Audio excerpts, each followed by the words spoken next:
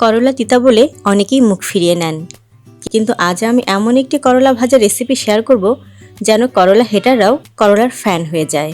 একদমই তিতা লাগবে না। চলুন তাহলে শুরু করা যাক। তার আগে আমার চ্যানেলটি যারা এখনও সাবস্ক্রাইব করেননি তাদের দ্রুত সাবস্ক্রাইব করে দেওয়ার অনুরোধ রইল। এটা করলার ভরা মরশুম, আর আমার ছাদেও অনেক করলা হয়েছে। করলা ভাজার জন্য ছাদ থেকে কয়েকটি তাজা করলা তুলে নিলাম। এরপর ভালো করে ধুয়ে পানি ঝরিয়ে নিলাম। করলাগুলো পাতলা করে কেটে নিচ্ছি। এর সাথে মিশিয়ে দেওয়ার জন্য 3টি মাঝারি সাইজের আলু কুচি করে কেটে নিচ্ছি। এরপর কেটে রাখা আলুগুলোকে পানিতে ডুবে রাখছি, তা না হলে কালো হয়ে যাবে। করলার স্বাদ নির্ভর করে পেঁয়াজের উপর, এজন্য পেঁয়াজ কুচি বেশি করে দিচ্ছি। নানি দাদিরা বলতেন, যতগুলো করলা ততগুলো পেঁয়াজ। লবণ মরিচ নিজের ও পরিবারের টেস্ট বুঝে।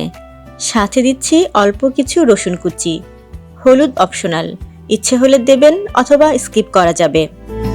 সবগুলো উপকরণ ভালো করে মিশিয়ে নিতে হবে, এতে করে করলার তিতা ভাবটা দূর হয়ে যাবে। এরপর চুলায় একটি প্যান বসিয়ে দিয়ে সয়াবিন তেল ঢেলে দিলাম। এই রেসিপিটা যেহেতু ডুবো তেলে ভাজা হবে, তাই তেল বেশি করে দিতে হবে। তেল গরম হলে করলাগুলো ছেড়ে দিচ্ছি।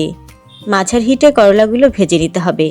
পেঁয়াজ আলু বাদামি রং ধারণ করলে একটি চামচের সাহায্যে ছেঁকে তুলে নিতে হবে।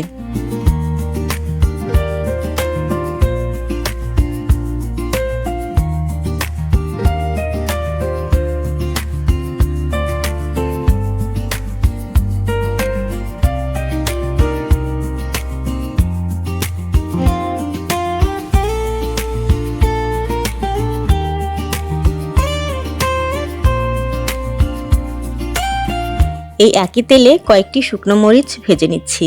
এবারে চিংড়ি প্রস্তুত করার পালা।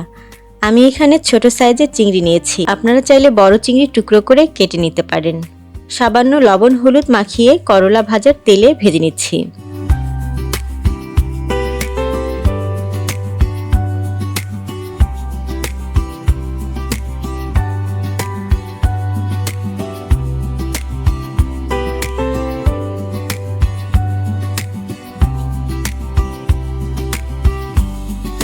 তারপর ভেজে রাখা শুকনা মরিচগুলো কচলে নিয়ে চিংড়ি মেখে নিচ্ছি। এরপর মুচমুচে করে ভেজে রাখা করলার সাথে চিংড়িগুলোকে মিশিয়ে নিচ্ছি। তো এই হলো মজাদার করলা ভাজা রেসিপি। এরকম করে ভাজলে একদমই তিতা লাগবে না, আর গরম গরম ভাতের সাথে খেতে অসাধারণ লাগবে। ধন্যবাদ সবাইকে।